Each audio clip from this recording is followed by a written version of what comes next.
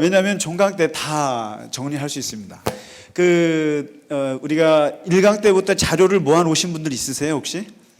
그거 귀한 자료니까 잘 모아 놓으시고요. 1강 때 얘기했던 게 이제 그렇습니다. 사도행전이라고 하는 것은 성부, 성자, 성령으로 얘기했을 때 성령 시대의 개막이 사도행전입니다. 그러니까 성부를 우리가 구약의 하나님이라고 우리가 이제 굳이 말한다면, 그 다음에 이제 복음서에 성자 예수님을 다뤘다면은, 그 다음에 사도행전에 성령 시대를 개막하는 그 역사가 이제 사도행전이거든요. 그러면서 이 성령 시대를 개막하면서 정확하게 한 예수님이 30세에 돌아가셨으면 이게 지금 33세 정도 돌아가셨으면 이 AD 30년대부터 한 AD 70년까지 한 40년의 역사를 이 책이 담고 있습니다. 꼭 광야 40년처럼 40년의 역사를 이제 담고 있는데, 그 1장 8절 있잖아요. 1장 8절을 제가 첫날 이게 사도행전의 주제 구절입니다 그랬을 겁니다. 아마 핵심을 요약한 구절이 1장 8절입니다 이랬을 겁니다. 거기에 이제 보시면 4가지 말이 나오는데, 하나가 성령이 임할 거다.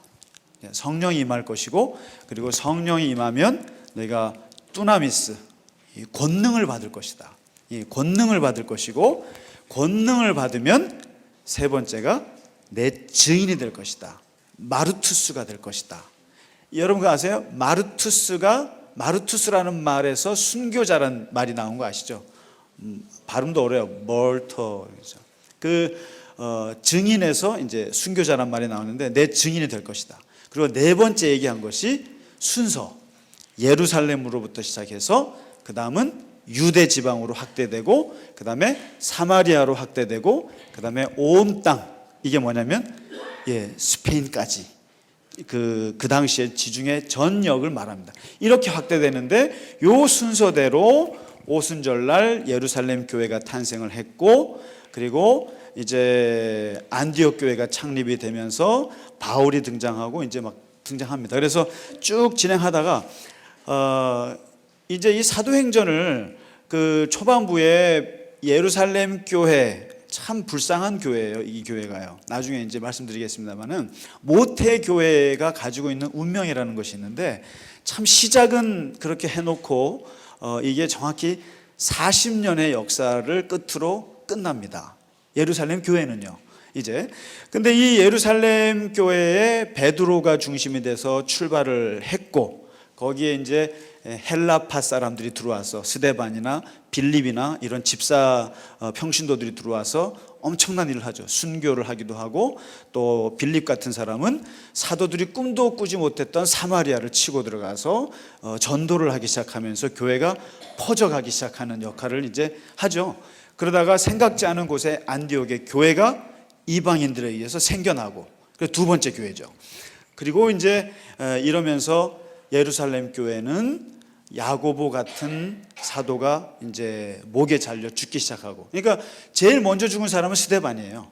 그 다음에 10년 후에 12제자 중에 첫 제자, 그 요한의 형, 또 세베대의 아들 야고보, 성격 급한 야고보, 과감한 야고보가 먼저 죽죠. 그리고 베드로가 체포되기도 하고, 이러면서 이제 예루살렘 교회가 휘청휘청 거리기 시작을 하고, 그러다가 이제 안디옥 교회에서 이제 바울이 바나바랑 사역을 시작하면서 이 바톤이 이 안디옥 교회로 넘어가지 않습니까? 넘어가서 이제 이때부터 바울의 이제 그 선교가 시작되는데, 1차 선교가 어디로 그랬죠? 기억나세요? 10주 했으니까 거의 여기잖아요. 터키 남부 지역 1차. 그다음에 2차는 어딘지 아세요? 2차? 처음 오셨어요?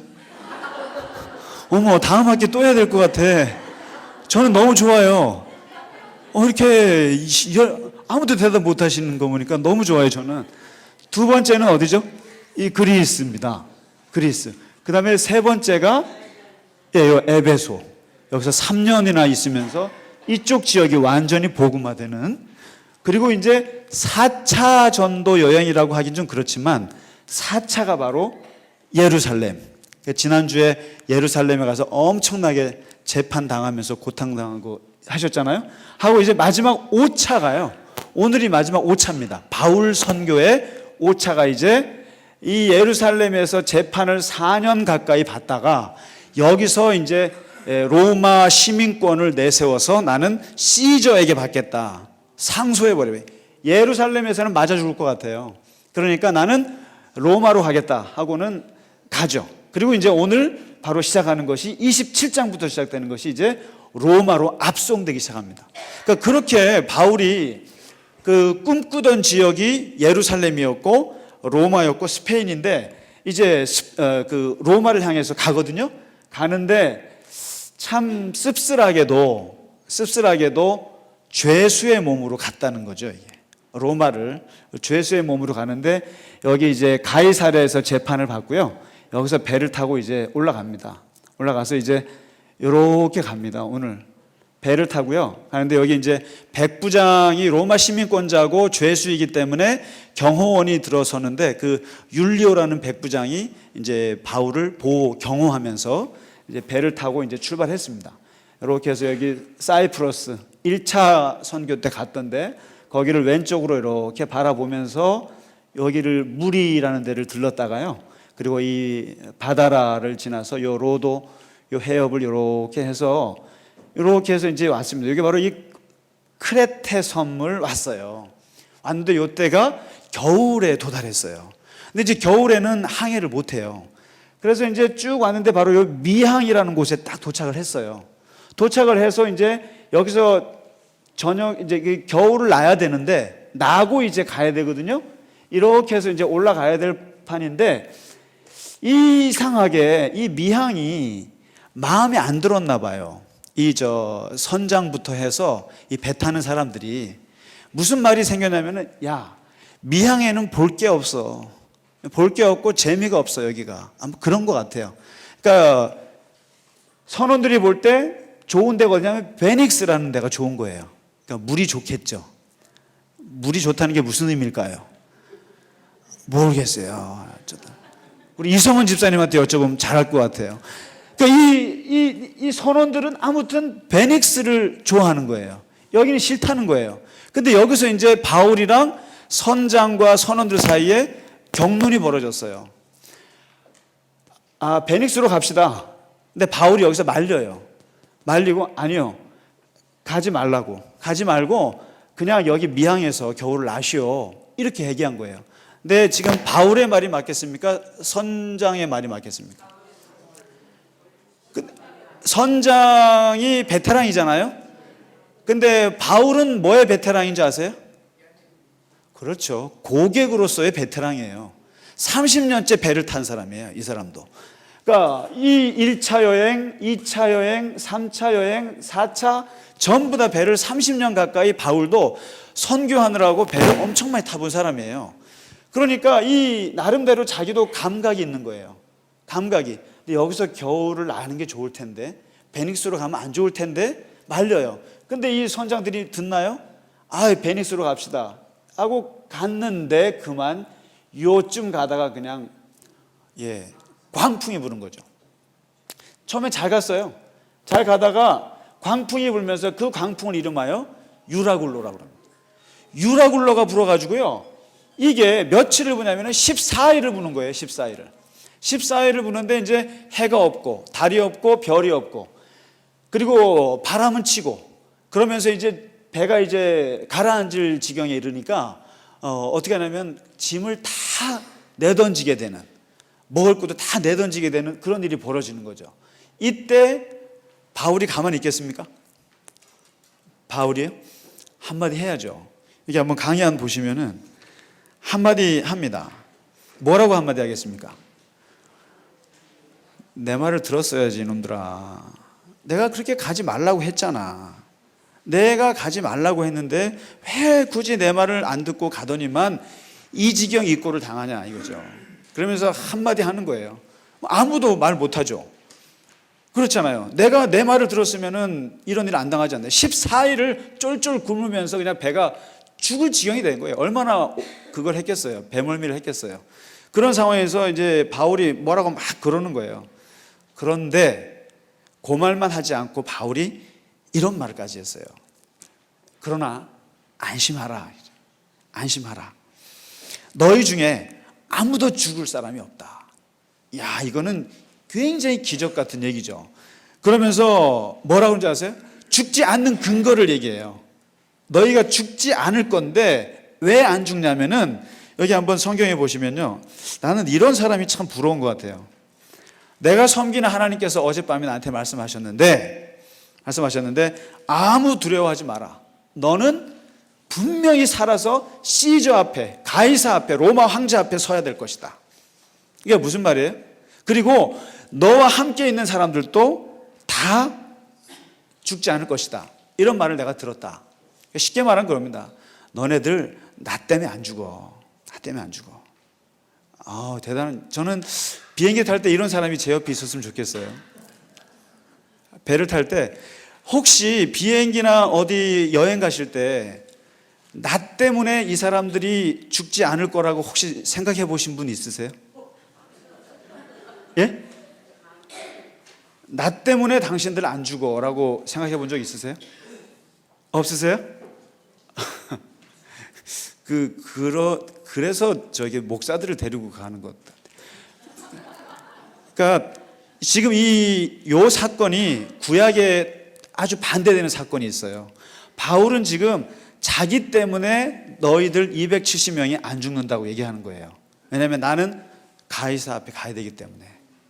그러니까 바울은 솔직히 말해서 전날 하나님의 음성을 들었던 안 들었던 무슨 마음이냐면은 절대로 자기는 죽을 수 없다는 걸 알고 있어요. 그렇기 때문에 나 때문이라도 너네들은 죽지 않는다고 얘기하는 거죠. 근데 구약에 반대 사건이 있었죠. 누구 때문에 배가 죽게 됐죠? 요나 같은 사람 있죠. 요나 같은 사람 걔 때문에 배가 뒤집어질 뻔했죠. 그래서 결국 배에서 요나를 내쫓았잖아요. 그러니까 바울 같은 사람이 내가 될 수도 있고 요나 같은 사람이 될 수도 있어요. 그러니까 그거 뭐 생각하기 나름이죠. 근데 요걸 뭐라 그러냐면은 성경에서 대표성의 원리라고 그럽니다. 이게 바울이 이걸 참 잘 사용했어요. 뭐냐면 아담 한 사람 때문에 온 인류가 다 죄인이 됐다. 그렇게 얘기를 하고 예수님 한 사람 때문에 온 인류가 다 구원받았다. 이렇게 얘기합니다. 그러니까 한 사람이 그 공동체를 살리기도 하고 한 사람이 죽이기도 하고 아주 이 바울이 이 로마서에서 이런 말을 많이 썼어요. 한 사람 때문에 다 살고 한 사람 때문에 다 죽는다. 사실 회사도 그렇지 않나요? 사실 교회도 그렇지 않습니까? 예, 교회도 권사님 때문에 살잖아요. 예, 장로님 때문에 교회가 사는 거 아닙니까? 이게 소돔과 고모라의 의인 10명도 그거예요. 대표성의 원리예요. 그 10사람 때문에 살리고 10사람이 없어서 죽는 거다. 이제 요거를 지금 바울이 정확하게 얘기하는 거죠. 나 때문에 다 산다. 이 얘기를 하고는 이제 14일째 되던 날에 배가 돌고 돌다가 요 조그만 섬에 멜리데 섬에 도착해요. 여기서 이제 짐을 풀어서 다시 배를 이렇게 이제 좀 고치면서 여기서 며칠을 머무는데 재밌는 일이 벌어져요. 원주민들이요, 사람들을 친절하게 이렇게 모시는데 추우니까 이렇게 나무를 떼서 불을 뗄 거 아닙니까? 불을 떼서 쬐고 있는데 그 뱀이 그만 바울의 손을 물었어요. 딱 무니까 원주민들이 딱 뭐라고 그러냐면, 첫째, 저 사람은 죄를 지은 사람이다. 뱀이 물었으니까 저주받을 사람이다. 그리고는 두 번째, 저 사람은 몇 시간 후에 필히 죽는다. 이렇게 생각했어요. 독사가 물었으니까. 그런데 바울이 툭툭 털고 아무 이상이 없으니까 너무 놀란 거예요. 그래서 이 원주민들이 바울을 시인으로 섬겨요. 시인으로 섬기면서 동시에 이 사람들이 뭘 하냐면은 추장의 아버지가, 보블리오라고 하는 추장의 아버지가 열병이 났는데 그 사람을 바울에게 데리고 왔어요. 그래서 바울이 어떻게 해요? 안수기도 해줍니다. 안수기도 하고 병을 낫는 거예요. 졸지에 의료 선교를 시작했어요. 여기서 졸지에 무료 의료 선교를 이곳에서 했습니다. 그래서 의료봉사 팀들은 바울의 의료 선교가 어딘가 하면 멜리데를 찾으시면 됩니다. 여기서 무료로 원주민들 대상으로 의료 사역을 했습니다. 고쳐주는 사역을 하고 이제 여기서 정리하고 이제 떠납니다. 그래서 떠나서 요 수라구사 시칠리아 섬을 지나서 레기온을 지나서 여기 보디올 여기에 딱 들어왔죠. 이태리 본토에 딱 들어와서 여기서 이제 이미 바울이 이제 요때가 AD 60년쯤 됐습니다. 60년이에요. 60년이고 그리고 본인의 나이도 이제 60세가 넘어가는 상태입니다. 그때 여기 왔을 때는 이미 여기에도 기독교인들이 생기기 시작했어요. 바울이 가서 처음 시작한 게 아니에요. 로마서를 썼잖아요. 로마서는 벌써 바울이 2차 전도 여행 이때쯤 쓴 거예요. 벌써 여기에 미지의 기독교인들을 대상으로 쓴 게 로마서거든요. 그러니까 이미 여기서 기독교인들이 있었고 바울이 온다는 소문이 벌써 났어요. 바울이 벌써 한 30년 정도 지금 사역하면서 이름은 이미 기독교인들한테는 파다하게 알려진 사람이에요. 그렇기 때문에 여기서 형제들이 나와서 보디올에서 바울이랑 한 일주일 정도 같이 지냅니다. 지내고 어디 가십니까? 그러니까 내가 로마로 갑니다. 그래서 이제 로마로 이제 들어갑니다. 로마로 들어가서 여기에서 이제 도착을 합니다. 도착을 해서 여기에 가택연금이 됩니다. 여기서요. 그러니까 이게 일반인들 같으면은 감옥에 들어갔을 텐데 로마 시민권자잖아요. 이게 정말 좋은 것 같아요. 그러니까 여기 보면 28장에 보실래요? 28장에 벌써 28장에 왔습니다. 예.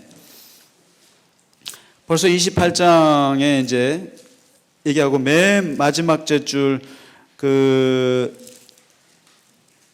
30절 있죠. 맨 마지막 9절, 2절. 여기서 보면 자기 셋집이라고 되어 있어요. 자기 셋집. 2년 동안을 자기 셋집. 이게 바로 병사 한 사람이 붙어서 경호하는 형태로 가택연금된 상태고 그 상태는 약간은 자유로운 상태예요. 그러니까 연금 상태긴 하지만 사람들이 방문하면 맞아들일 수 있는 그런 정도의 감옥 생활 같은 거예요. 그러니까 감옥 생활이라고 하기에도 그래요, 좀. 그러니까 이제 연금 상태에서 사람들하고 자유롭게 왕래하는데 거기서 나가지만 못하는 거죠. 그리고 이제 그 병사가 지키죠. 한 사람 정도. 지키면서 2년 동안을 이런 식으로 있으면서 복음을 전하는데 방문에 들어오는 사람들한테 거기서 이제 복음을 전하는 거죠.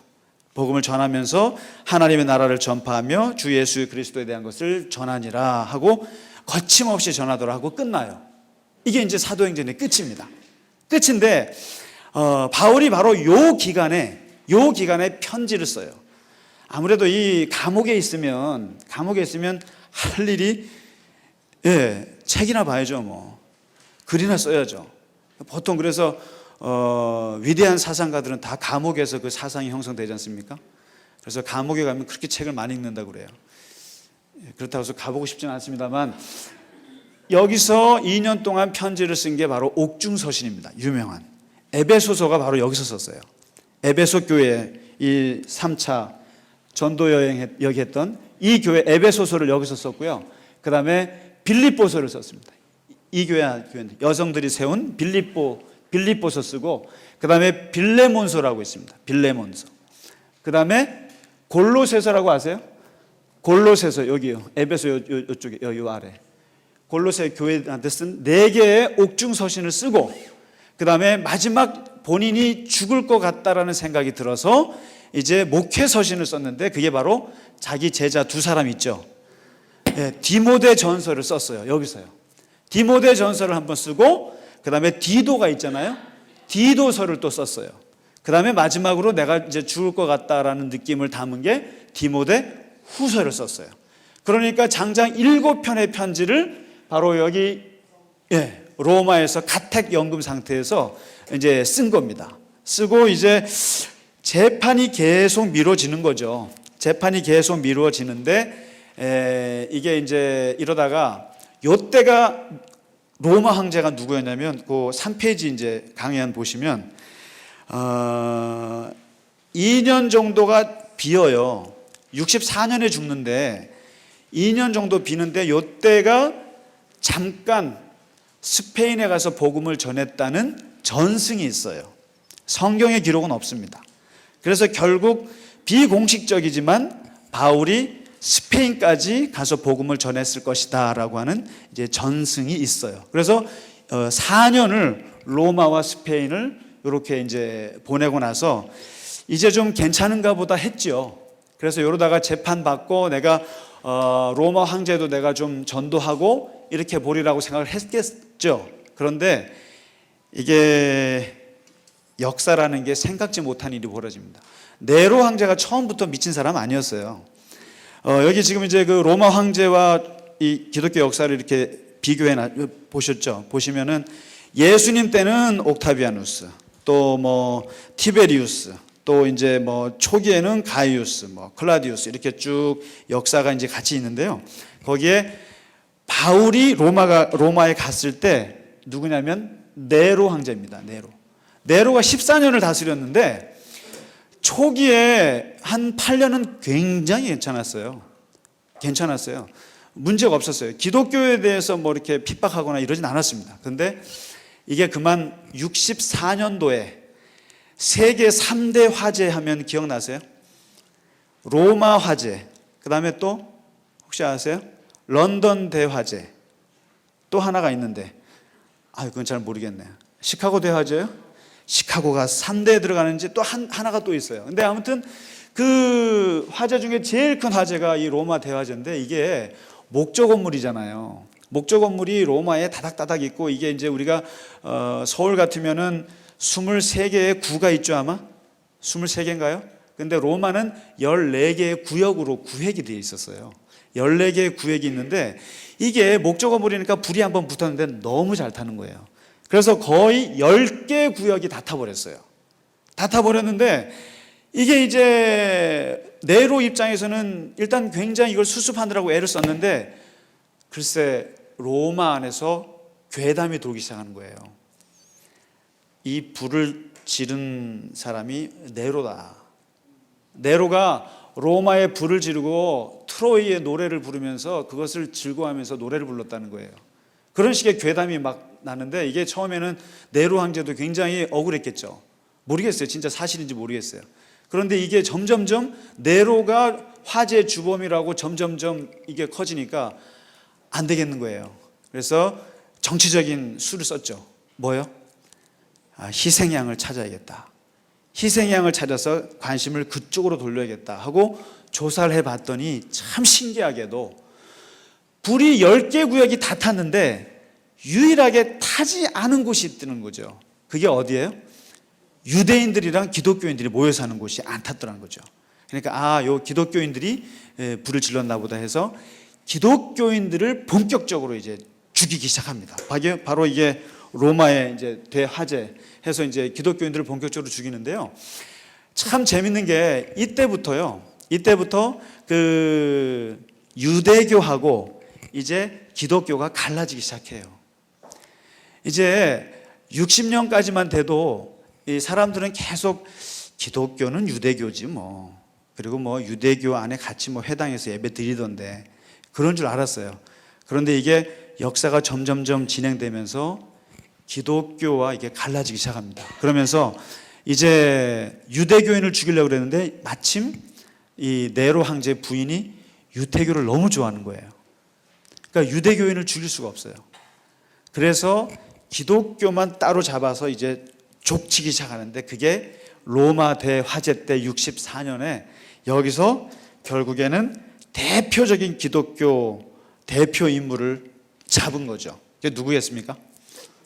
이게 베드로입니다. 베드로도 이때 로마에 있었어요.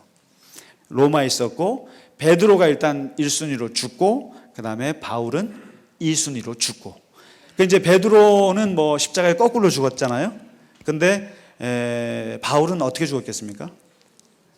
목에. 어느 게 덜 잔인하죠? 예? 둘 다 똑같죠, 죽는 거는. 근데 이제 로마 시민권이 있다고 십자가형은 저주받는 거니까. 그래서 그나마 로마 시민권 때문에 죽는 것도 그래도 베드로보다는 덜 잔인하게 이제 죽습니다. 그게 바로 AD 64년도에 이제 그렇게 해서 바울과 베드로가 이제 죽어 나가는 거죠. 그래서 이제 이렇게 해서 바울의 전체 이제 5차에 걸쳐서 그의 그 치열한 30년의 선교 사역이 막을 내립니다. 이제 로마에서요.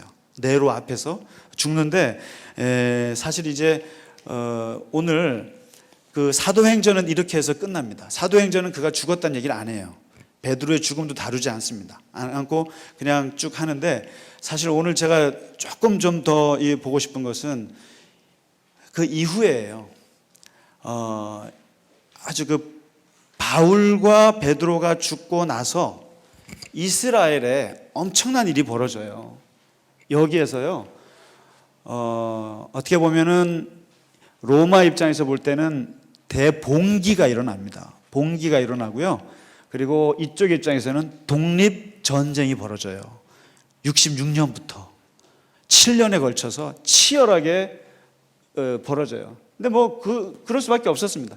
총독이 이상한 사람이 왔어요. 그래가지고 뭐 이제 유혈 충돌이 벌어지다가 결국에 이제 막 대봉기가 벌어지는데, 이때 이것을 진압하기 위해서 로마에서 보낸 사람이 디도 장군을 보내서 AD 정확히 70년 있잖아요. 70년에 예루살렘 성전을 완전히 파괴합니다. 그렇게 해서 예루살렘 성전이 파괴되고 이스라엘이 완전히 멸망하고 120만 명의 이스라엘 사람들이 죽거나 로마로 끌려갑니다. 120만 명이요. 어마어마합니다. 그래서 그때 완전히 AD 70년 하면 좀 기억해 주세요. 이스라엘이 끝장나는 날이에요. 그때가 AD 70년이 완전히 망하는 날이에요. 그러니까 그나마 로마 밑에서 종교 자유도 얻고 나름대로 좀 이렇게 관용적인 정책 아래에서 살았는데, 이거 이제 로마에 대들다가 완전히 박살이 나서 이스라엘이 세계의 나라 없이 그때부터 2000년을 나라 없이 살기 시작한 게 바로 AD 70년이에요. 그래서 복음서에 보면은 예수님이 종말론 얘기하실 때 그 종말론이 뭘 두고 하냐면 AD 70년을 두고 한 얘기예요. 그때쯤 되면 너네는 산으로 도망가라, 뒤로 돌아보지 마라, 아이 뵌 여자는 위험하다, 그리고 뭐 거짓 선지자가 나타날 것이다, 그리고 듣지도 마라, 귀 막고 도망가라고 했던 게 뭐냐면 AD 70년을 두고 얘기한 거예요. 이미 분위기가. 그러니까 이렇게 돼서 AD 70년이 완전히 예루살렘 성전이 박살이 나고 나서 이제 기독교는 어떻게 되느냐, 바로 기독교와 유대교가 완전히 갈라져요. 그때. 그러니까 이게 참 재밌어요. 그리고 AD 70년을 정점으로 해서 예루살렘 교회가 완전히 해체가 돼요. AD 70년에. 그나마 남아있던 야고보 있지 않습니까? 야고보 있죠? 예수님의 동생. 야고보가 그나마 이렇게 그 교회를, 예루살렘 교회를 지키고 있었거든요. 그런데 야고보마저도 바울이 죽기 2년 전에 예루살렘에서 그 대제사장 아나니아의 월권으로 해서 돌에 맞아 죽습니다. 돌에 맞아 죽어요. 그러면서 실질적으로 예루살렘 교회는 AD 70년에 끝나요. 끝나고 그때부터는 그럼 이제 예루살렘 교회의 40년 역사가 거기서 이제 끝납니다. 끝나고 그러면 기독교 하면 뭐가 떠오르느냐? 바로 헬라파 기독교가 떠오르는 거예요. 기독교 하면 이제 헬라파, 다시 말해서 누가 주도한 겁니까? 이게 바울의 주도한 교회죠. 할례를 받지 않아도 됩니다. 그리고 모세오경을 따르지 않아도 됩니다. 않고 오직 예수를 믿음으로 구원받는다고 하는 바울의 이 주장이 이제 세계 기독교로 뻗쳐나가는데 이제 대표 역할을 하는 거예요. 그러니까 예루살렘 교회는 이제 갔고, 이제 야고보도 갔고, 그리고 이제 바울이 그 주장했던 그 헬라파 기독교가 이제 세계 기독교로 뻗쳐나가면서 이제 완전히 유대교하고 결별합니다. 결별하면서 이제부터는 이 로마에서 볼 때도 유대교하고 기독교를 같이 안 봐요. 안 보고 기독교가 이거 신흥 종교로서 떠오르기 시작하는 거죠. 그래서 이제 하고, 그래서 유대교도 AD 90년에요. 이제 90년쯤 됐을 때 유대교 사람들도 겁이 나는 거예요. 이 기독교가 점점점 뻗쳐오니까. 그래서 얌니아라고 하는 곳에서 회의를 해요. 회의를 해서 기독교인들 회당에 들어오지 마, 이렇게 합니다.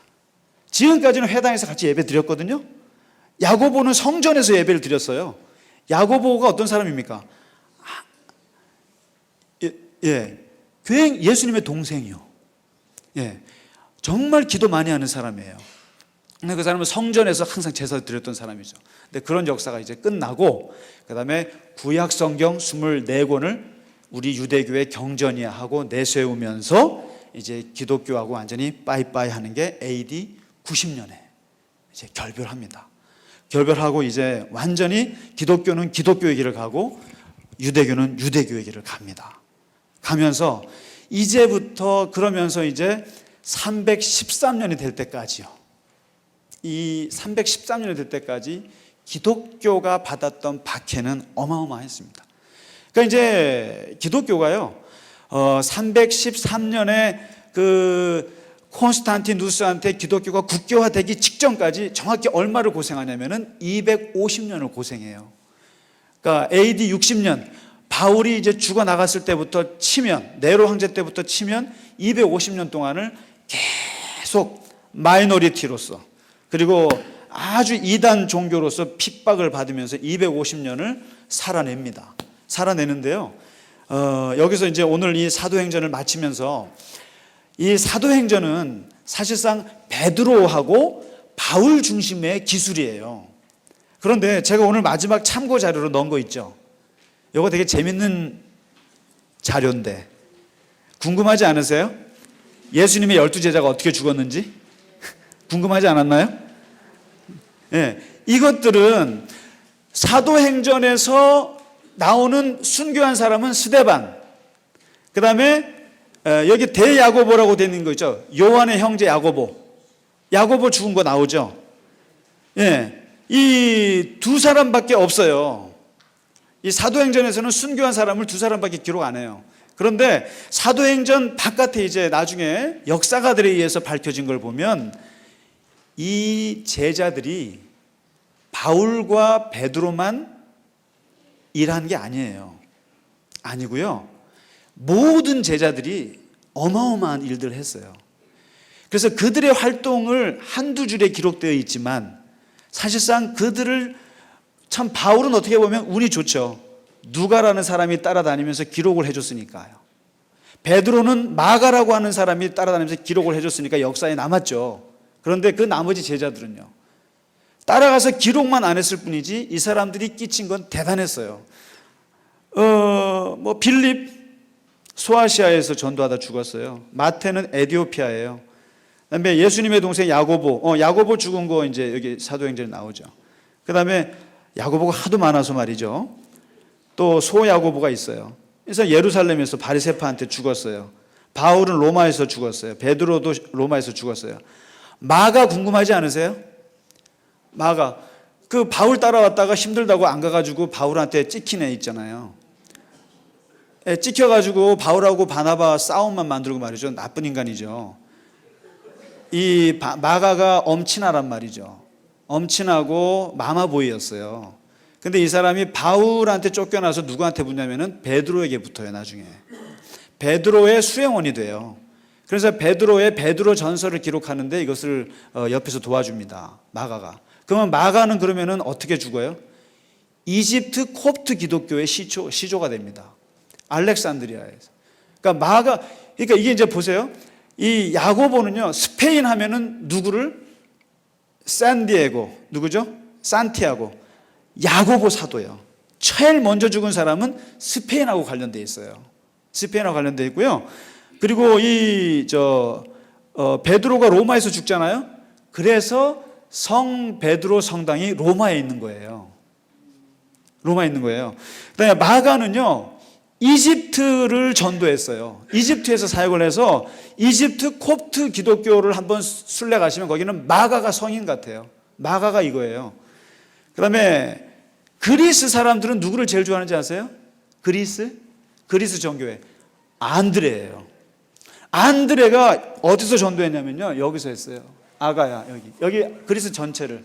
그래서 그리스 한번 가보시면 그리스는 베드로보다요 안드레를 좋아해요. 그래서 안드레를 그리스 전교회의 총대 주교라고 하고 있어요. 안드레가 누굽니까? 베드로의 동생이에요. 네, 베드로의 동생 안드레가. 이 안드레가 X자 십자가에 박혀 죽었잖아요. 그래서 이 그리스 전교회 사람들 하면 안드레가 최고예요. 이게 있습니다. 바돌로메 아르메니아에서 전도하다 죽었죠. 도마 하면은 인도예요. 인도요. 도마는 뭐 의심 많은 줄 알았죠? 그건 그때뿐이었어요. 결국 이 사람도 인도 역사가 창에 찔려서 죽습니다. 창에 찔리고. 인도 시몬, 이 사람은요 누굽니까? 열심당입니다. 그러니까 무장투쟁파였잖아요. 근데 이 사람 과격한 사람이에요. 근데 페르시아, 그러니까 지금의 이란 땅 전도하다가 거기서 톱으로 죽습니다. 뭐 유다, 이거는 가룟 유다가 아니고 이 사람도 페르시아, 마띠아. 유일하게 죽지 않은 사람이 누구죠? 요한. 90세 넘게까지 오래오래 살다가. 근데 왜 안 죽었겠습니까? 요한은 마리아를 모셔야 되고 에베소 교회를 섬겨야 되고 그리고 본인이 하나님의 환상 기록들을 받아 적어야 됐고 몇 번 죽을 뻔했었어요. 기름 구덩이에 들어가서 죽어야 되는데 안 죽고 살아났죠. 누구죠? 그 사람처럼, 다니엘처럼 기적적으로 살아서 자연사한 유일한 사람이 요한이죠. 그러면서 책을 많이 썼잖아요. 그러니까 결국 보면 이걸 보면 사도행전은 실제로 베드로와 이 바울 중심으로만 기록해서 그렇죠. 사실상 이 사람들 다 따라갔으면 어마어마한 책이 나와야 돼요. 초대교회 역사는 어마어마한 거예요. 그리고 이 사람들이 이 지중해 전 지역을 다 돌아다녔어요. 여기요. 여기 알렉산드리아 마가, 여기 뭐 이쪽 여기 페르시아까지 다 이렇게. 그러니까 사도행전은 실제로 이 모든 제자들, 그다음에 그 제자의 제자들까지 해서 순교를 당하면서 이쪽 지역을 250년을 복음을 전한 결과 313년에 기독교가 로마의 국교가 되어버리잖아요. 국교가 되면서 역사가 달라집니다만은 그래서 이 초대 기독교의 역사는 이 사도행전만 볼 수 있는 것이 아니라 바울을 비롯해서 이 제자들의 엄청난 이 선교의 역사들의 결과인 거죠. 그래서 이제 마지막으로 이제 말씀드릴 수 있는 거는요. 근데 문제는 기독교가 국교가 된 게 이게 축복인지 저주인지 모르겠어요. 어떻게 생각하세요? 축복인가요? 근데 교회 사가들은 축복이라고 안 보는 사람도 많아요. 기독교가 끊임없이 세상으로부터 계속 그런 핍박을 받으면서 했으면 그 정신이 살아났을 텐데 이게 국교가 되면서 기독교가 지배계층이 돼버렸어요. 그리고 교황이 나오면서 거의 기득권이 돼버렸어요. 그리고 교회에서 돈 받고 일하고 사제가 엄청나게 기득권자가 되면서 어두운 중세시대에 그 타락의 역사들이 1000년 정도 이어지거든요. 그래서 이게 국교화가 된 게 축복이냐 저주냐. 근데 이제 그렇게 나오는데요. 아무튼 중요한 것은 이건 좀 알았으면 좋겠습니다. 로마 카톨릭 있잖아요. 로마 카톨릭이 여기서 이제 로마 카톨릭이 생기는데 이 로마 카톨릭이 누구를 따르냐면 베드로를 따릅니다. 베드로를 수장으로 해요. 그래서 1대 교황을 누구라고 믿어요? 베드로라고 합니다. 그리고 여기에 성 베드로 성당이 있고요. 그래서 여기는 베드로 전통이에요. 그 다음에 여기 그리스가 있거든요. 여기 그리스 정교회가 생기거든요. 이 그리스는 누구를 따르냐면은 안드레를 중시합니다. 그 다음에 1517년에 이 로만 카톨릭에서 종교개혁으로 나온 게 뭐죠? 우리 개신교거든요. 우리 개신교인데 이 개신교 루터와 칼빈과 요한 웨슬레가 다시 붙잡은 사람이 누구냐면 그 사람이 바로 바울입니다. 바울이에요. 그래서 이게 다 똑같이 우리가 뭐 천주교에서는 다 이 뭐 바울도 성인이고 베드로도 성인이고 하지만 은근히 차별을 합니다. 그러나 이 개신교에서는 누구를 더 좋아하냐면은 바울을 더 좋아해요. 바울이에요. 왜냐하면 루터가 외쳤던 게 뭐냐면 바울의 로마서였거든요. 믿음으로 말미암아 구원받지 무슨 면죄부 가지고 구원받냐. 그렇게 해서 다시 발견한 사람이 바울이기 때문에 바로 이 이 개신교는 아무리 그래도 바울을 좋아합니다. 우리가 그럴 수밖에 없어요. 그래서 이제 기독교 하면 제발 가톨릭은 기독교가 아니고 뭐 또 뭐 로마 종교에는 뭐 이렇게 생각하지 마시고요. 기독교 안에는 로만 가톨릭, 그다음에 동방 정교회, 그리스 정교회, 러시아 정교회, 그다음에 개신교, 이 세 개가 기독교 안에 같이 있다라는 것을 좀 이해해 주시면 어디 가서 무식하다는 소리는 안 듣습니다. 어디 가서 천주교는 이단이야 뭐 그러지 마세요. 다 형님인데 서로 미워해서 그렇지 그럴 필요 전혀 없고요. 그런데 아무튼 이 사람들이 중시하는 로마 가톨릭은 베드로, 그리스 정교회는 안드레 같은 사람. 우리는 사실상 바울을 좋아합니다. 개신교가. 그래서 우리가 사도행전에 바울을 좀 더 주의 깊게 보는 이유가 거기에 있습니다. 그래서 아무쪼록 이 초대교회 역사를 10주 동안 공부하시느라고 고생 많으셨습니다. 정말 고생 많으셨습니다. 아이고 애쓰셨습니다.